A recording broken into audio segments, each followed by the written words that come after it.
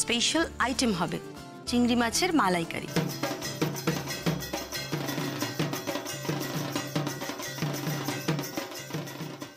Mrs রয় চিংড়ি মাছের মালাইকারি খেতে খুব ভালোবাসেন।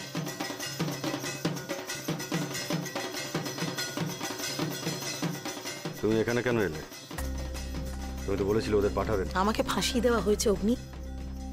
কে ফাঁসিয়েছে? আমি জানি না, কেউ একটা ফোন করেছিল, আমার মনে হয় সেই নাটের গুরু। তোমাকে কে ফোন করেছিল? বুঝতে পারছি না, তবে কেন জানি না আমার ওই মেয়েটার উপর সন্দেহ হচ্ছে। ঝিল? কিন্তু ও তো শুনতেও পারে না, বলতেও পারে না। জানি জানি, তাই জন্যই তো আমার মাথাটা পুরো গলিয়ে যাচ্ছে। মিসেস রয়, মিস্টার রয়, এবার চলুন, আপনারা খাবেন চলুন। হ্যাঁ, বেলা হয়েছে, এবার চলেন, খাইতে চলেন। আমি খাবো না। এইটা কইলে কি হয়? অতীত হইল নারায়ণ। আমরা আপনাকে কইতেই দিব না যে আমাগো অতীত সরকার করার ক্ষমতা নেই।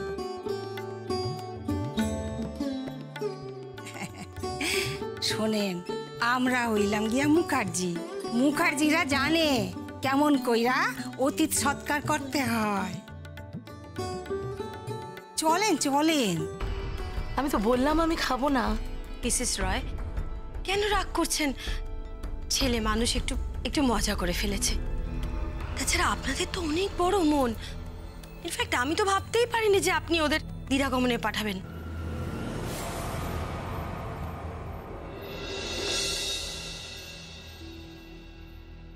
শুধু ওদেরই পাঠাননি, আপনারা নিজেরাও এসেছেন। চলুন চলুন, প্লিজ খাবেন, চলুন আসুন।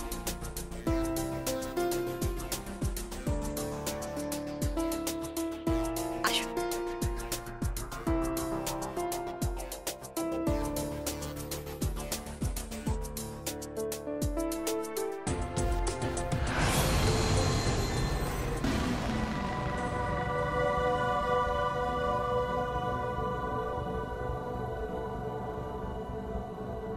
আমার কেন জানি না মনে হচ্ছে এই সব কিছুর পেছনে তুমি আছো। তুমি নাটের গুরু। আন্টি চলুন।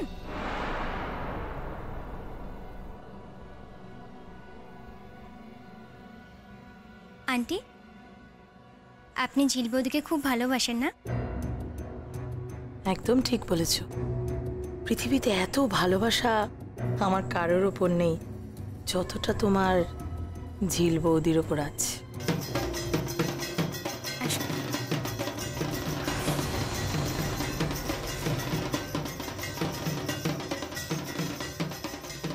মিস্টার রয়, শুরু করুন। মিসেস রয়, আরে খাওয়া শুরু করুন। আরে কি করেছেন? এ তো এলাই কাণ্ড। এত খাবার খাওয়া যায়? হ্যাঁ, তবে জানেন, যখন ইয়াং ছিলাম তখন লোহা চিবিয়ে খেয়ে ফেলতাম আর কি। মানে ডাক্তার বারণ করেছে তো এখন মানে কন্ট্রোল করছি আর। একদিন ডক্টরের কথা না শুনলে কিন্তু কিচ্ছু হবে না বলছেন? ঠিকই তো। আরে বাবা, পুজোর সময় তো আপনারা সকলে আমাদের বাড়িতে থাকবেন, তখন সবাই মিলে একসঙ্গে অনেক হইচই করে কাটানো যাবে দিনগুলো। হ্যাঁ হ্যাঁ মম, আমরা সবাই এখানেই থাকবো, খুব মজা হবে। তোমার খুব পাখনা গজিয়েছে, দাঁড়াও দেখাচ্ছি মজা। নিন, শুরু করুন।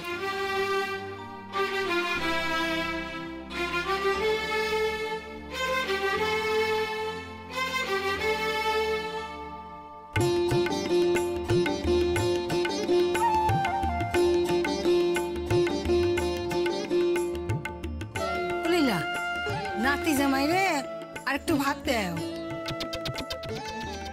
নীল, আর একটু ভাত দে, একটু ভাত নাও। না না, আর ভাত লাগবে। জিজু বেশি করে খাও। ঠিক হয়ে কইছে। জোয়ান ছাওয়াল, এখন খাইবা না তো কখন খাইবা? নীল, তুমি কিন্তু একদম লজ্জা করে খাবে না। হ্যাঁ, এই স্নেহা, নীল ঠিক করে খাচ্ছে কিনা সেটা দেখার দায়িত্ব কিন্তু তোর।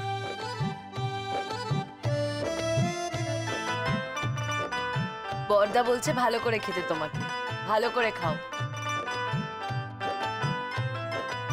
মিসেস রয়, আর কিছু লাগবে? না, আমার পেট তো অনেকক্ষণ আগেই ভরে গেছে।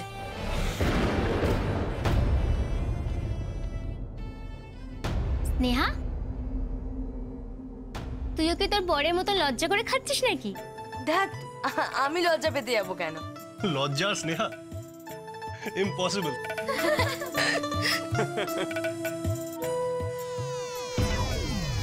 এই, তুমি না আমায় একদম লেগ পুল করবে না। আদিক্ষেতা করছে দেখো, ছেলেটাও হয়েছে একেবারে বাপের মতন, বউয়ের লেজুর।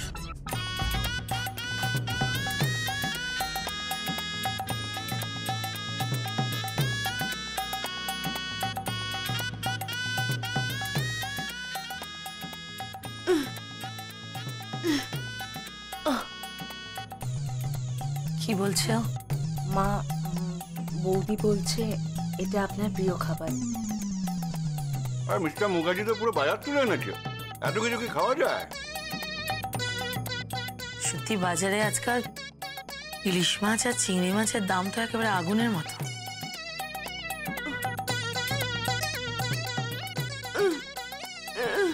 বলছেন যে চিংড়ি মাছের দাম, চিংড়ি মাছ দাম একদম আগুন। মম, তোমার জন্য স্পেশাল চিংড়ি মাছ। আমার জন্য আবার স্পেশাল চিংড়ি মাছ আনার কি দরকার ছিল? তোমারই কেনা, আমাদের বাড়ি থেকে এসছে।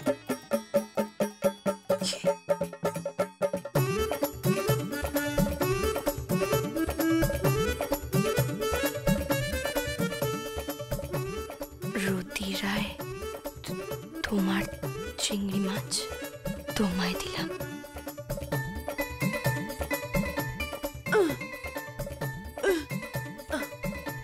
কি বলছে ঝিল? ঝিল আপনাকে ভালো করে খেতে বলছে। মা, খেয়ে নিন আপনি। হ্যাঁ আন্টি, খেয়ে নিন।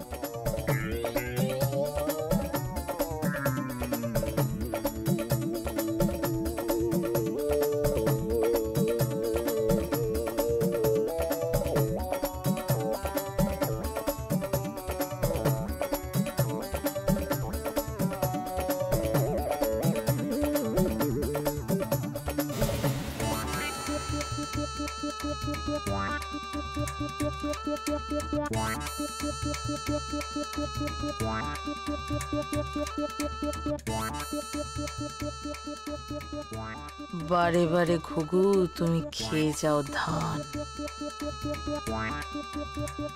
একবার না একবার পালে তো পড়বেই, আর তখনই মজা আমি দেখাবো।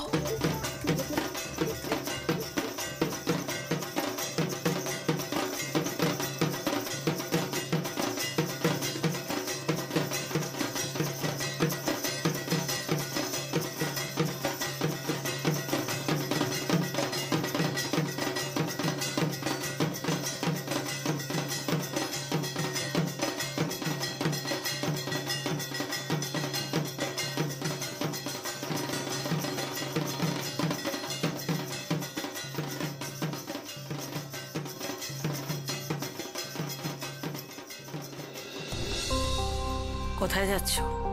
ঝিল বৌদি ডেকেছে। বাড়ি ফিরবে না? মা, বাড়ি ফিরবো কেন? আর দিরাগমনে এলে তো এখন থাকতে হয়। ওই, আমার সঙ্গে বেশি চালাকি করার চেষ্টা করো না স্নেহা, আমি খুব ভালো করেই জানি। হ্যাঁ, তোমার কি চাল আমি ভালোই বুঝে গেছি। আমি তোমাকে না নিয়ে কিছুতেই বাড়ি ফিরবো না।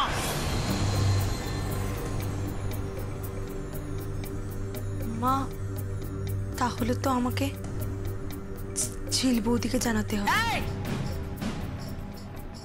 তুমি কি আমাকে ঝিল বৌদির ভয় দেখাচ্ছ? মা, আপনি ঝিল বৌদিকে ভয় পাচ্ছেন? শাট আপ, একটাও বাজে কথা বলবে না তুমি। আজ রাতে তোমাকে আমি এই বাড়িতে কিছুতেই থাকতে দেব না। No, never. মা, ঝিল বৌদি আজ আমাদের এই বাড়িতে থাকতে বলেছে, আর আজ আপনার ছেলের সাথে আমার বেহায়া, নির্লজ্জ, লজ্জা করছে না কথাটা বলতে? শোনো, আমার ছেলেকে তুমি স্পর্শ করবে না। মম, তোমাকে নিচে মা ডাকছে। কে? মা? তোর আবার আরেকটা মা কোত্থেকে এলো? কেন? আমার শাশুড়ি মা। শাশুড়ি মা? হ্যাঁ, নেকা। শাশুড়িকে মা বলে আদিক্ষেতা করা হচ্ছে। নীল, তুই আমাকে ছাড়া কাউকে মা বলে ডাকবি না। কেন মম? স্নেহাও তো তোমায় মা বলে ডাকি। Shut up! মুখে মুখে কথা বলবি না। তোর বউকে বল আমাকে মা বলে না ডাকতে, আর তুইও তোর শাশুড়িকে মা বলে ডাকবি না। তুই আমাকে ছাড়া অন্য কাউকে মা বলি, সেটা আমি সহ্য করতে পারবো না। এটাই তো নিয়ম মম। তুমিও তো ড্যাডের মাকে মা বলেই ডাকতে। নীল, what is this? তুই তো আর্গুমেন্ট করছিস কেন? হ্যাঁ, ঝিলকে দেখে কি সাপের 5 পা দেখেছিস? মম, এভাবে বলো না। আমি তোমাকে খুব ভালোবাসি, রেসপেক্ট করি। তুমি মিছি মিছি ঝিল বৌদির সাথে লড়াই করছো। প্লিজ এটাকে বন্ধ করো। কেন বন্ধ করব? কেন বন্ধ করবো শুনি? আর নতুন বউকে পেয়ে খুব ডানা গজিয়েছে না তোমার? সব জানি, সব বুঝি আমি। তুই যে হঠাৎ করে ভালো মানুষ সাজছিস, তুই কি ভুলে গেছিস বিয়ের দিন তুই কি করেছিলিস? ওই ঝিলকে নিজের পায়ের জুতোটা পর্যন্ত পরাতে বাধ্য করেছিলিস। ভুল করেছিলাম মম, ভুল করেছিলাম। তাই আজকে আমি ঝিল বৌদির পা ছুঁয়ে সেই পাপের প্রায়শ্চিত্ত করে এসেছি। নীল, কি বললি তুই? তুই ঝিলের পায়ে হাত দিয়েছিস? তুই যে হাত দিয়ে ঝিলের পা ছুঁয়েছিস, ইচ্ছে করছে সে হাতটা আমি কেটে ফেলে দিই। হ্যাঁ মম, কেটেই ফেলো। আমার উপর তোমার যতটা অধিকার আছে, তেমনি আমার স্ত্রীরও আমার উপর অধিকার আছে। প্লিজ মম, ওই অধিকারটুকু কেড়ে নিও না।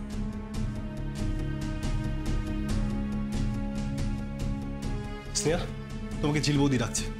তোমাকে সুন্দর করে সাজিয়ে দেবে। আজকে আমরা এক ঘরে থাকবো। এসো।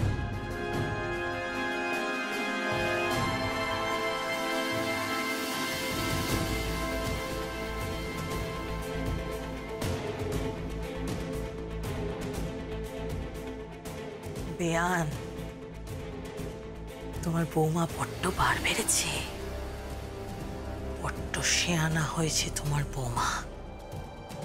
তোমার বৌমার শেয়ানাগিরি আমি চুকিয়ে দেব।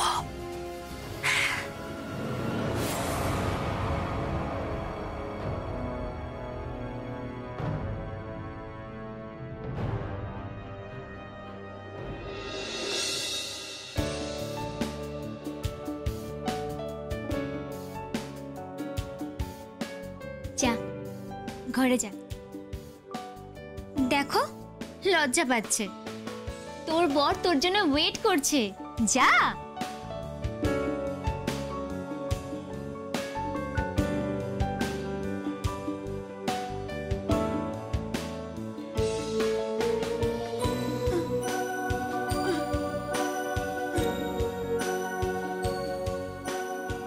পরে আগে খাবো। হ্যাঁ, অসভ্য।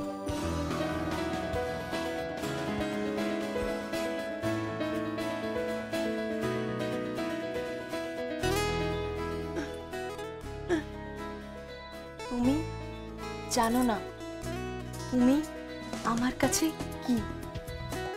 তোমার মতো বৌদি যেন ঘরে ঘরে থাকে। Thank you so much.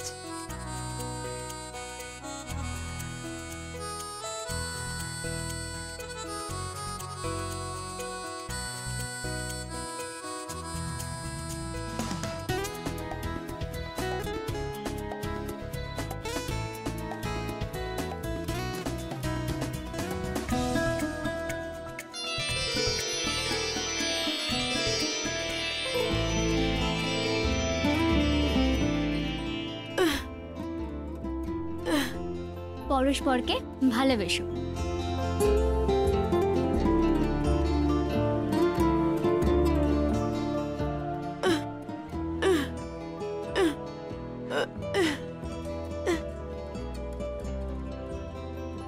বলো, জীবনে কেউ কাউকে ছেড়ে থাকবো না, পরস্পরকে ভালোবাসবো।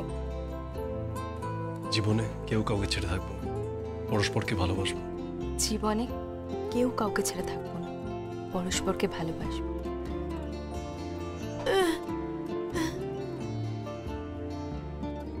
বৌদি বলছে পরস্পরকে ভালোবাসতে আর বিশ্বাস করতে।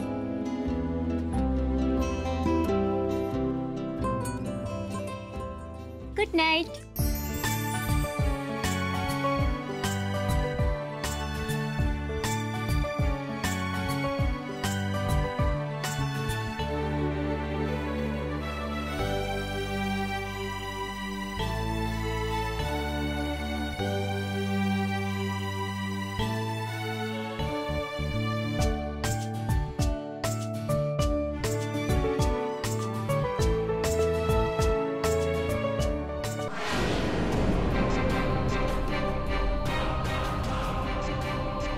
অগ্নি, বারবার আমাকে চালে মাত দেওয়া হচ্ছে।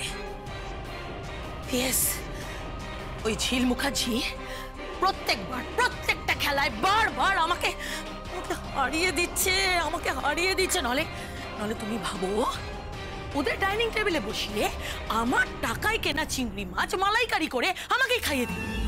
ওদেরকে দিরাগমনে নিয়ে গেল, আমি কিচ্ছু করতে পারলাম না। আমি বোকার মতন ওদেরই ফাঁদে পা দিয়ে দিলাম। আমি তো কিছুতেই বুঝতে পারছি না, মানে আমার মাথাতেই ঢুকছে না এটা কি করে ঘটলো। আমি তো তোমাকে বলেছি একটা উড়ো ফোন। হ্যাঁ, উড়ো ফোনটা কার ছিল? আমি জানি না, কেন জানি না, মনে হয় ওই উড়ো ফোনটা জেলে ছিল, Jhil Mukherjee. Don't talk rubbish. জিলের অপারেশন সাকসেসফুল হয়নি। ওর বাড়ির লোক বলছে ও কথা বলতে পারে না, কানে শুনতে পারে না। ও ডক্টর বলছে ও কথা বলতে পারে না, কানে শুনতে পারে না। আর তুমি বলছো তোমাকে ঝিল ফোন করেছে, অথচ ঝিল কথা বলতে পারে না। মাথায় কিছু ঢুকছে না, আমি কিছু বুঝতে পারছি না। দেখো, নীল আর স্নেহা আজকে ওই বাড়িতে গেছে, আর সেটা তো আমি চাই না। নীল মুখার্জি পরিবারের কারোর সঙ্গে সম্পর্ক রাখুক, আমি চাই না।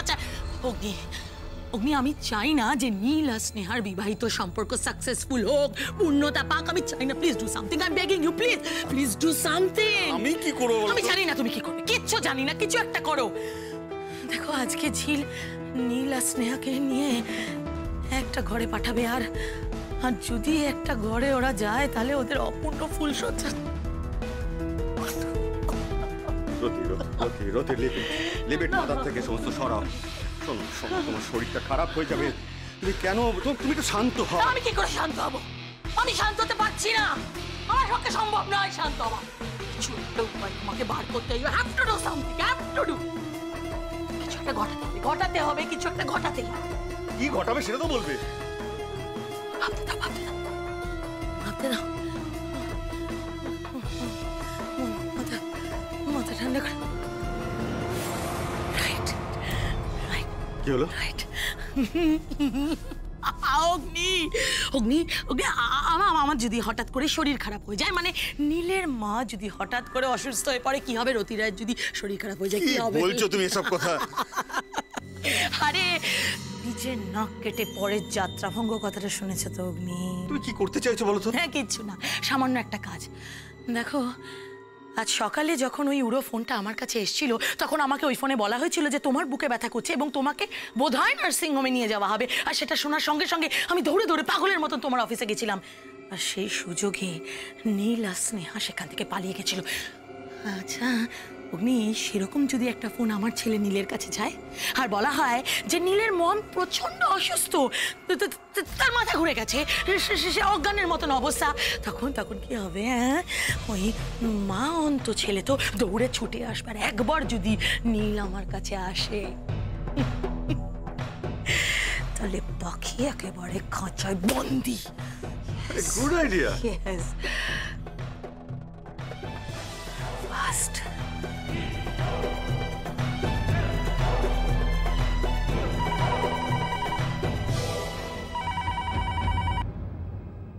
হ্যালো, কে বলছেন? হ্যাঁ, আমি নীলের ড্যাড বলছি। হ্যাঁ আঙ্কেল, বলুন।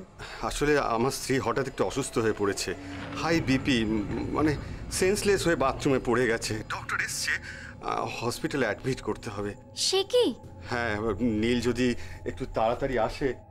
আসলে কি, ওর মা বড্ড নীল করছে তো, সে ভালো মন্দ কিছু একটা হয়ে গেলে আফসোসটা শেষ থাকবে না। না আঙ্কেল, আমি এক্ষুনি বলছি।